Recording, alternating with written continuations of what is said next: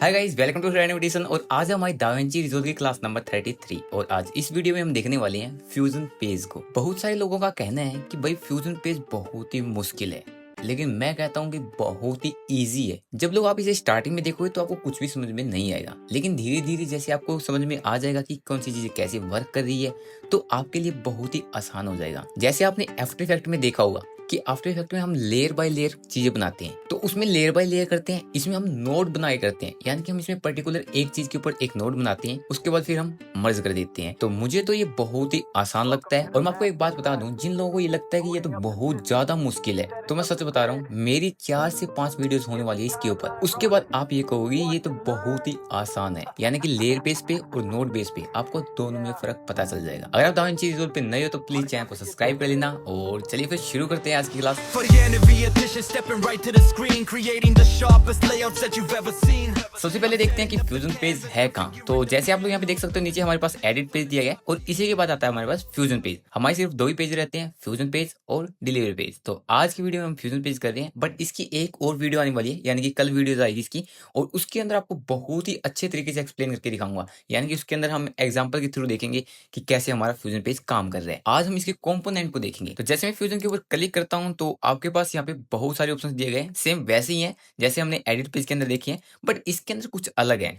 जैसे मैं fusion page के ऊपर क्लिक कर रहा हूं तो आपको यहाँ पे इफेक्ट दिख रहा है, मीडिया पेज दिख रहा है, क्लिप दिख रहा है, नोड दिख रहा है। मेन काम है हमारा नोड का। इसके बाद आप यहाँ पे स्प्लाइन देखोगे तो ये भी अलग है। इसके नीचे आपके पास यहाँ पे बहुत सारे टूल्स दिए गए हैं और 3D के कुछ और भी टूल्स हैं जो कि हमारी 3D वीडियोस को बनाने में हेल्प करती हैं।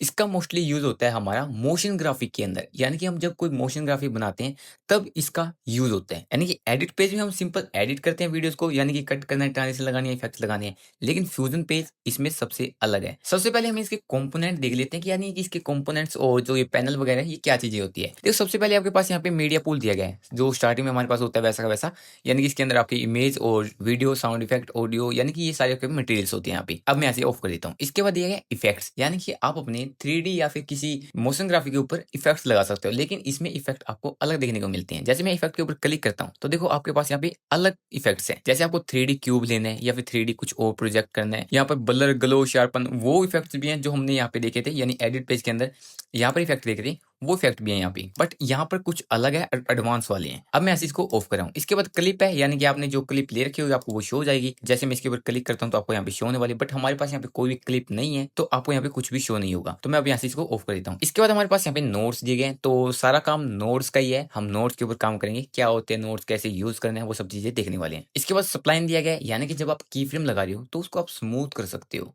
कट कर सकते हो, और भी आपको ऐड करनी हो की फ्रेम और भी ऐड कर सकते हो, तो बहुत जबरदस्त है। स्प्लाइन को भी हम देखते हैं। जैसे मैं स्प्लाइन के ऊपर क्लिक करता हूं तो देखो आपके पास यहाँ पे एक ग्राफ्स आ जाता है। फिलहाल आपको कुछ भी समझ में नहीं आने वाला। अब मैं यहाँ पे इसको ऑफ कर देता हूँ। इसके बाद आपके पास की फ्रेम्स दिया गया है। की फ्रेम्स तो हम करते आने लगातार से, यानी कि हम हमें किसी भी चीज को एनिमेट करना हो तो इसका यूज करते हैं। तो अब यहाँ से ऑफ कर देते हैं। इसके बाद आता है मेटा डेटा, यानी कि आपकी वीडियोस और या इमेज कुछ भी हो उसकी यहाँ पे मेटा डेटा देते हैं। इसके बाद आता है इंस्पेक्टर। इंस्पेक्टर होता है यानी कि आप जो भी ट्रांजिशन लगाओगे या की फ्रेम लगाओगे तो आप यहीं से की फ्रेम लगाओगे, यानी कि उसे मूवमेंट करना है, लेफ्ट करना है, राइट करना है, और इंस्पेक्टर के अंदर आप इसकी सेटिंग भी कर सकते हो, यानी कि आपने कोई इफेक्ट लगाया तो उनकी सेटिंग आप यहाँ पे करोगे। इसके बाद एक्सपेंड एंड श्रिंक का ऑप्शन दिया गया है। जैसे आप इसको श्रिंक कर देते हो तो ये श्रिंक हो जाता है, एक्सपेंड करते हो तो एक्सपेंड हो जाता है। श्रिंक करने से फायदा क्या होता है कि आपका जो टूल की सेटिंग होगी वो इसी बॉक्स में दिखाई देगी, और आपके जो नीचे नोट्स बनेंगे वो आपको बहुत अच्छे तरीके से दिखाई देंगे। आप यहाँ से इस पकड़ के इसको ऊपर नीचे भी कर सकते हो, यानी कि ग्राफ को अगर अच्छे तरीके से देखना है तो अच्छे तरीके से भी देख सकते हो। तो ऊपर वाले हमारे कंप्लीट हो चुके हैं। अब आते हैं हम यहाँ पे आपको ना 1 और 2 यानी कि 2 स्क्रीन दिखाई दे रही है। राइट में जो स्क्रीन है हम यहाँ पे आउटपुट देखते हैं, यानी कि हमारा जो फाइनल आउटपुट होगा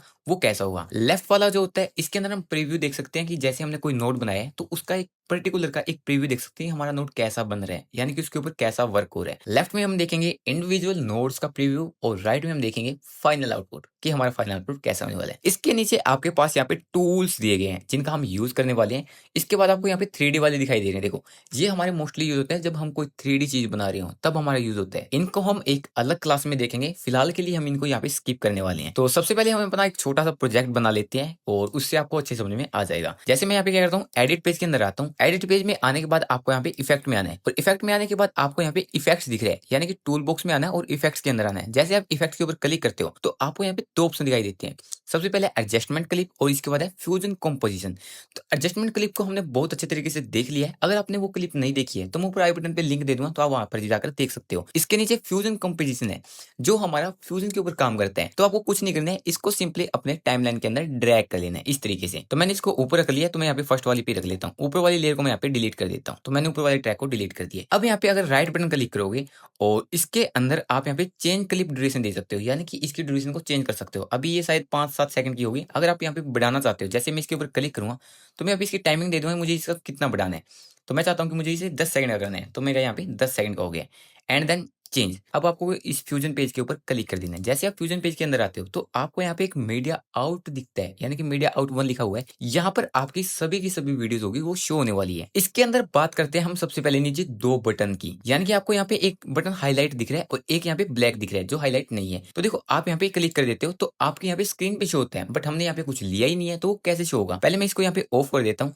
अब हम क्या करते हैं, पहले हम यहाँ पे एक बैकग्राउंड लेते हैं। जैसे मैं क्या करता हूँ, यहाँ से एक बैकग्राउंड को यहाँ पे ले लेता हूँ। अब आपको ये बैकग्राउंड दिख रहा है तो इस बैकग्राउंड के इस डॉट को आपको इस येलो लाइन के साथ अटैच कर देना है, इसके साथ। अब आप लोग देखोगे तो आपका यहाँ पे राइट साइड में प्रीव्यू शो हो गए हैं। यहाँ पे ब्लैक शो हो रहा है, देखो आप ध्यान से देखोगे तो आपको अच्छे समझ में आएगा। अगर मैं यहाँ पे इसको ऑफ कर देता हूँ तो अब आपको नहीं दिखेगा। अब मैं शो करना चाहता हूँ, दिख जाएगा। अब मैं क्या करता हूँ, इस बैकग्राउंड के ऊपर क्लिक करता हूँ और राइट साइड में आता हूँ इंस्पेक्टर के अंदर। इंस्पेक्टर के अंदर आपको यहाँ पे कलर दिया गया है, यानी कि आपका बैकग्राउंड कलर, इसको आप चेंज कर सकते हो। जैसे मैं इसके ऊपर क्लिक करता हूँ और मैं यहाँ से इसको ऑरेंज कलर का कर देता हूँ और इसको मैं यहाँ पे हाईलाइट कर देता हूँ एंड देन ओके। अब आप लोग देखोगे आपका यहाँ पे स्क्रीन पे शो हो रहा है, यानी कि आपकी राइट स्क्रीन पे शो हो रहा है। अगर मुझे इसी लेफ्ट में भी शो करवाना है, यानी कि मेरी जो आउटपुट है उसको लेफ्ट में शो करवाना है, तो मुझे सिलेक्ट करना है। इसके आपके पास दो ऑप्शन है, या तो आप सिंपली यहीं पे क्लिक कर सकते हो, इस तरीके से आपका फिर भी शो हो जाएगा। अगर आप कीबोर्ड से 1 प्रेस करते हो तो भी आपका सिलेक्ट हो जाएगा। जैसे मैं इसके ऊपर क्लिक करता हूँ और यहाँ पे 1 प्रेस करता हूँ तो देखो आपका यहाँ पे 1 में भी शो हो गया, यानी कि ये आपका लेफ्ट में भी शो हो गया और राइट में भी शो हो गया। अगर आपको सिंपली लेफ्ट लेफ्ट में शो कराना है तो आपको क्या करना है, इसे सिलेक्ट करना है और कीबोर्ड से 2 प्रेस कर देना है, यानी कि ये हाइड हो जाएगा 2। अगर फिर से 2 प्रेस करोगे तो ये शो हो जाएगा। हाइड एंड शो कर सकते हो। लेफ्ट वाला होगा 1 से और राइट वाला होगा 2 से। इसको हम और भी आगे देखने वाले हैं कि ये कैसे वर्क करते हैं। तो मैं पहले क्या करता हूँ, इसको यहाँ पे हाइड कर देता हूँ, यानी कि जो हमारा पहला बैकग्राउंड है। अब हम करने वाले हैं इसके ऊपर टेक्स्ट, और टेक्स्ट को हम ग्लो करने वाले हैं। तो टेक्स्ट के लिए आपको क्या करना है, यहाँ पे शिफ्ट के साथ स्पेस बार दबाना है। जैसे आप शिफ्ट के साथ स्पेस बार दबाते हो तो आपको यहाँ पे सर्च करना है टेक्स्ट प्लस। तो मैंने यहाँ पे इसको सिलेक्ट कर लिया एंड देन ओके। अब आपका यहाँ पे एक ऑटोमेटिक मर्ज बन गया है। मर्ज होता है यानी कि आपकी सभी क्लिप को एक जगह जोड़ देता है, ये मर्ज होता है हमारा। तो इस मर्ज का कैसे यूज करना है वो हम बताने वाले हैं अभी। देखो आपको कुछ नहीं करना है, ये जो बैकग्राउंड वाली लेयर है और ये टेक्स्ट वाली लेयर है, इन दोनों को अलग ही रखना है। आपको यहाँ पे क्लिक करना है इस पाइपलाइन के ऊपर। ये आपको ये पाइपलाइन दिख रही है, अगर आप यहाँ पे क्लिक करोगे तो ये कट नहीं होगी, यहाँ पे कट करना है आपको। जैसे आप इसके ऊपर क्लिक करोगे तो ये कट हो जाएगी। अब आपको इस टेक्स्ट को उठा के ऊपर की तरफ लेकर आना है और इसको हमें मर्ज के साथ जोड़ देना है। याद रखना हमें ग्रीन के साथ जोड़ना ऊपर, जैसे मैंने यहाँ पे ग्रीन के साथ जोड़ दिया। अब हम बात कर लेते हैं मर्ज के पॉइंट्स की। देखो आपने यहाँ पे मर्ज ऐड तो कर दिया है, यानी कि ऑटोमेटिक ऐड हो गया, बट ऐड कैसे करना है वो भी हम देखेंगे। लेकिन यहाँ पे देखो आपको यहाँ पे येलो एरो दिख रहा है और ग्रीन एरो और ब्लू एरो, 3 एरो आपको यहाँ पे शो हो रही हैं। इन 3 एरो का काम क्या होता है, ये हमारे पॉइंट्स होते हैं, यानी कि जब हम मर्ज बनाते हैं तो उसके साथ हम पॉइंट बनाते हैं उनका। अब हम बात कर लेते हैं येलो एरो के ऊपर। येलो एरो हमारे क्या काम करता है, देखो येलो एरो जो होता है वो आपकी चीजों को पीछे दिखाता है, यानी कि जो बैक साइड में होगी वो चीजें होगी। उसके बाद आपके पास ग्रीन एरो जो आपको यहाँ पे दिख रही है, ये आपके आगे दिखाता है, यानी कि जो चीजें आपको आगे शो करवानी हो। पीछे आपका बैकग्राउंड हो गया, आगे आपका टेक्स्ट हो गया। अगर आप इनको चेंज कर देते हो तो क्या होगा, आपका जो टेक्स्ट होगा वो पीछे चला जाएगा और जो बैकग्राउंड होगा वो आगे आ जाएगा, जो कि बहुत ही गलत है। जैसे मैं आपको करके भी दिखा देता हूँ। उससे पहले मैं क्या करता हूँ, यहाँ पे टेक्स्ट पे क्लिक करता हूँ, यहाँ पे कुछ भी टेक्स्ट टाइप कर देता हूँ। मैं यहाँ पे लिख देता हूँ हरियाणवी। तो देखो हमने क्या किया, यहाँ पे टेक्स्ट लिख दिया है। ओके, अब मैं क्या करता हूँ, इस एरो को यहाँ पे कट कर देता हूँ। जैसे मैंने इसको कट कर दिया और यहाँ पे इसको कट कर दिया। अब मैं क्या करता हूँ, इस बैकग्राउंड वाली लेयर को मैं यहाँ पे इस ग्रीन के साथ ऐड कर देता हूँ, इसके साथ। तो अब मैंने यहाँ पे ग्रीन के साथ ऐड कर दिया है। अब मैं क्या करता हूँ, येलो के साथ इसको ऐड कर देता हूँ, टेक्स्ट को। जैसे मैंने इसको ऐड कर दिया। अब आप लोग देखोगे जो आपका जो टेक्स्ट है वो इस लेयर के पीछे चला गया है, जो कि बहुत गलत है। यानी कि वो हमें टेक्स्ट शो ही नहीं हो रहा, जो कि हमें विजुअल करवाना है। देखो जो आपका ग्रीन होता है वो आपका फोरग्राउंड होता है और जो येलो होता है वो आपका बैकग्राउंड होता है। तो आपको ये ध्यान रखना है, इन चीज को कभी गलत नहीं करना है। तो अब मैं क्या करता हूँ, इसको उठा के इसके येलो के साथ अटैच कर देता हूँ, यानी कि हमारा जो बैकग्राउंड है वो अटैच हो गया। इसके बाद जो टेक्स्ट है वो हमें यहाँ पे ऊपर की तरफ ला रहे हैं, यानी कि बैकग्राउंड से ऊपर, जो फोरग्राउंड के ऊपर है। जैसे इसकी जो हमारा टेक्स्ट है वो ऊपर आ चुका है। तो इस बात का ध्यान रखना आपको कि हमारा येलो क्या काम करता है, ग्रीन क्या काम करता है। जाता है। ब्लू को अगर सीखना है तो ये आपका क्लिपिंग मास्क होता है, यानी कि जैसे आपने कोई बॉक्स बनाया है, उसके अंदर आपको कुछ चीज़ डालनी है तो आप वो डाल सकते हो, तो वो हमारा क्लिपिंग मास्क होगा। इसको हम थोड़ा आगे जाकर देखेंगे, फिलहाल के लिए आपको कुछ भी समझ में नहीं आएगा। अब मैं करता हूँ इनको सिलेक्ट करके थोड़ा लेफ्ट की तरफ कर देता हूँ, इसको थोड़ा राइट की तरफ ले जाता हूँ मैं, यानी कि हमारा जो नोड है वो अच्छे तरीके से क्लियर समझ में आए। और जो मीडिया आउट होता है वो आपका यहाँ पे आउटपुट दिखाता है, यानी कि जो आउटपुट है। अगर मैं यहाँ पे इसको लेफ्ट में देखना चाहता हूँ तो लेफ्ट में देख सकता हूँ। हाँ, अब आपको अच्छे समझ में आया। देखो जैसे मेरा टेस्ट है, मैं चाहता हूँ कि मुझे इसे लेफ्ट में देखना है, तो आपको कुछ नहीं करना है, कीबोर्ड से 1 प्रेस कर देना है। पहले इसको सिलेक्ट करना है, उसके बाद 1 प्रेस करना है। देखो आपका जो टेक्स्ट है वो शो हो गया है। अगर मुझे हाइड करना है तो हाइड कर सकता हूँ। तो इस तरीके से आप यहाँ पे हाइड एंड शो कर सकते हो, यानी कि किसी आपको इंडिविजुअल एक चीज़ को देखना हो तो देख सकते हो। मैं यहाँ पे हाइड कर रहा हूँ। आई होप आपको यहाँ तक तो अच्छे समझ में आ गया होगा। और हाँ, आपको एक चीज़ बताना भूल गया, जो आपको यहाँ पे ग्राफ दिखाई दे रहा है, यानी कि आपको ये जो चीज़ें दिखाई दे रही है, नोट्स वगैरह और इसके जो बैकग्राउंड ग्राफ दिखाई दे रहे हैं, ये हमारा मेन होता है। यहीं पर हमारा सारा काम होता है। यहाँ पर हम अपने सारी प्रोजेक्ट को बनाने वाले हैं। तो मैं इसको थोड़ा छोटा कर देता हूँ, इसको थोड़ा राइट की तरफ लेकर आता हूँ यहाँ पर। अब मैं क्या करने वाला हूँ, बैकग्राउंड को ग्रेडियंट देने वाला हूँ। तो बैकग्राउंड को ग्रेडियंट देने के लिए आपको बैकग्राउंड को सिलेक्ट करना है। इसके बाद आपको यहाँ पे टाइप पे आना है। टाइप पे आने के बाद आपको यहाँ पे सॉलिड कलर दिख रहा है, हॉरिजॉन्टल दिख रहा है, वर्टिकल दिख रहा है, 4 कलर दिख रहा है और ग्रेडियंट दिख रहा है। तो हम यहाँ पे ग्रेडियंट ऐड करने वाले हैं। जैसे मैं इसके ऊपर क्लिक करता हूँ तो आपके पास यहाँ पे बैकग्राउंड में ग्रेडियंट आ गया। अब आपको यहाँ पे कलर सिलेक्ट करना है जो भी आपको लगाना है। जैसे मुझे यहाँ पे ब्लू करना है या फिर पर्पल करना है, जैसा भी करना चाहते हो कर सकते हो। जैसे मैं इसको करने वाला हूँ, मैंने यहाँ पे इसको डार्क कर दिया एंड देन ओके। इसके बाद मैं राइट को क्लिक करता हूँ और यहाँ से भी कलर को सिलेक्ट कर लेता हूँ एंड देन ओके। अब आपको यहाँ पे बीच में एक लाइन शो हो रही है, आप लोग यहाँ पे ध्यान से देखो, ग्रीन कलर की लाइन है। आपको यहाँ पे 2 पॉइंट दिखाई दे रही है।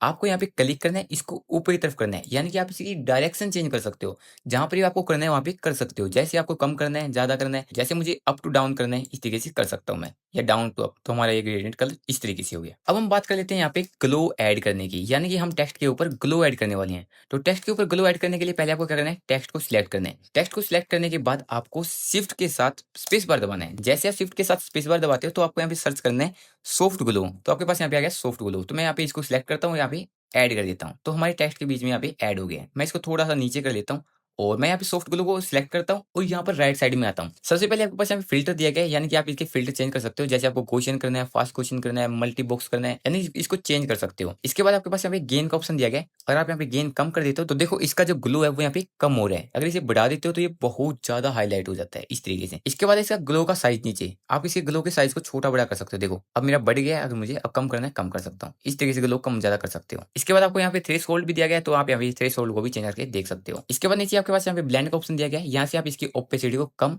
और ज्यादा कर सकते हो इस तरीके से। तो मैं ब्लेंड को थोड़ा सा बढ़ा देता हूँ। अब आप यहाँ पे देख सकते हो कि हमारा जो टेक्स्ट है वो यहाँ पे इस तरीके से ऐड हो गया है। अगर आपको यहाँ पे ग्लो देखना है, जैसे मैं यहाँ पे ग्लो को सिलेक्ट करता हूँ और यहाँ पे 1 प्रेस करता हूँ, तो आप लेफ्ट साइड में देख सकते हो कि आपका जो टेक्स्ट है उसके अंदर ग्लो कैसा है। अगर मैं इसका बैकग्राउंड चेंज कर देता हूँ, जैसे मैं बैकग्राउंड पे आता हूँ और यहाँ पे इस बैकग्राउंड को मैं कर देता हूँ डार्क ब्लू, तो मैं यहाँ पे ब्लू को सिलेक्ट कर रहा हूँ और यहाँ पे इसको डार्क कर रहा हूँ इस तरीके से। ओके, इसके बाद जो ये है इसको भी मैं यहाँ पे डार्क कर रहा हूँ। इसको मैं थोड़ा और ज़्यादा डार्क कर रहा हूँ। अब आप लोग भी देखोगे तो आपको यहाँ पे ग्लो शो हो रहा है। तो इस तरीके से आप यहाँ पे ग्लो ऐड कर सकते हो। अब हम यहाँ पे एक एनिमेशन बना के ले लेते हैं छोटी सी, जिसको देखकर आपको बहुत मजा आएगा। तो मैं यहाँ पे क्या करता हूँ, इन सभी को यहाँ से एक बार डिलीट कर देता हूँ। अब हम क्या करते हैं, एडिट पेज के अंदर आते हैं। इस कॉम्पोजिशन को मैं यहाँ से डिलीट कर रहा हूँ और दोबारा से कॉम्पोजिशन ले रहा हूँ। इसको मैंने यहाँ पे ड्रैग कर लिया। अब मैं क्या करता हूँ, फ्यूजन पेज के अंदर आता हूँ और फ्यूजन पेज के अंदर आने के बाद मैं इसको थोड़ा सेंटर की तरफ लेकर आता हूँ और अब मैं यहाँ पे क्या करता हूँ, बैकग्राउंड को ऐड करता हूँ। आपको यहाँ पे बैकग्राउंड दिख रहा है, आप यहाँ से बैकग्राउंड दे सकते हो। जैसे मैंने यहाँ पे इसको ड्रैग कर लिया। अब मैंने इस बैकग्राउंड को इसके साथ अटैच कर दिया है। जो बैकग्राउंड है उसका कलर मैं चेंज कर रहा हूँ। मैं यहाँ पे कर रहा हूँ पर्पल, जैसा आप करना चाहते हो कर सकते हो। मैं यहाँ पे थोड़ा डार्क कर लेता हूँ, डार्क के अंदर। तो जैसे मैं ये कलर कर लेता हूँ एंड देन ओके। अब आपको क्या करना है, यहाँ पे एक मर्ज ऐड करना है। आप लोग यहाँ पे देख सकते हो, आपको यहाँ पे मर्ज दिया गया है। तो इस मर्ज को आपको उठा के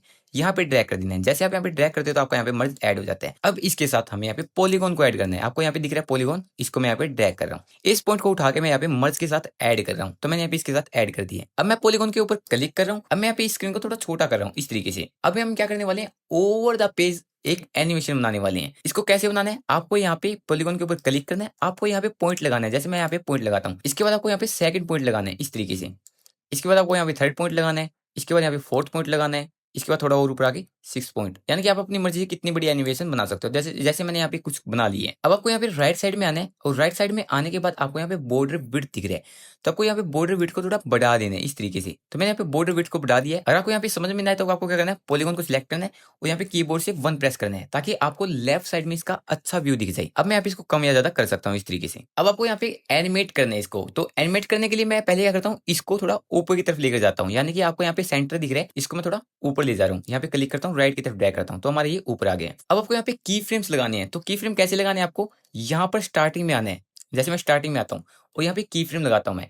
आपको यहाँ पे सिर्फ 2 चीजों के ऊपर की फ्रेम लगाने हैं। पहला है लेंथ के ऊपर और दूसरा है सेंटर के ऊपर। जैसे मैं सेंटर के ऊपर लगा देता हूँ। इसके बाद आपको यहाँ पे लेंथ को कम कर देना है। इस तरीके से आप यहाँ पे देखोगे तो आपकी एनिमेशन बनना शुरू हो जाएगी। यानी हम बनाने वाले हैं, अभी बनी नहीं है। मैं इसको यहाँ पे बिल्कुल कम कर देता हूँ। अब मैं आता हूँ यहाँ पे 10 के ऊपर या 15 के ऊपर। अब क्या करता हूँ मैं यहाँ पे इसको थोड़ा बढ़ा देता हूँ, यानी कि लेंथ को थोड़ा सा बढ़ा देता हूँ। इसके बाद मैं इसकी पोजीशन को थोड़ा नीचे की तरफ कर देता हूँ। इसके बाद मैं थोड़ा और आगे आता हूँ, यानी कि 10 फ्रेम फिर आगे आता हूँ और फिर से मैं इसकी क्या करता हूँ, यहाँ पे लेंथ को बढ़ा देता हूँ और पोजीशन को भी मैं नीचे कर देता हूँ। इसके बाद फिर से मैं थोड़ा 10 फ्रेम आगे आता हूँ और फिर से वही काम, यानी कि इसको मैं नीचे कर देता हूँ और यहाँ पे इसकी साइज को थोड़ा लेंथ को थोड़ा बढ़ा देता हूँ। इसके बाद फिर से थोड़ा आगे आता हूँ, फिर से मैं इसको नीचे करता हूँ और यहाँ पे इसकी लेंथ को बढ़ा देता हूँ। इसके बाद फिर से मैं थोड़ा आगे आता हूँ और यहाँ पे इसकी लेंथ को कंप्लीट कर देता हूँ और इसको थोड़ा सा नीचे कर देता हूँ, इतना। तो ये हमारी एनिमेशन बनके रेडी हो चुकी है। अब मैं आपको एडिट पेज के अंदर आता हूँ। जैसे मैं एडिट पेज के अंदर आता हूँ और ये स्टार्टिंग में आता हूँ। अब मैं अभी प्ले करता हूँ तो देखो हमारी कितनी अच्छी एनिमेशन बन चुकी है। तो इस तरीके से हम कल की क्लास में बहुत अच्छी एनिमेशन बनाने वाले हैं। आई होप आपको बहुत पसंद आएगी। अगर आप इस चैनल पे नए हो तो प्लीज चैनल को सब्सक्राइब कर लेना और वीडियो को लाइक करना। मिलते हैं नेक्स्ट वीडियो में, तब तक के लिए bye bye. For the end of the edition, stepping right to the screen, creating the sharpest layouts that you've ever seen.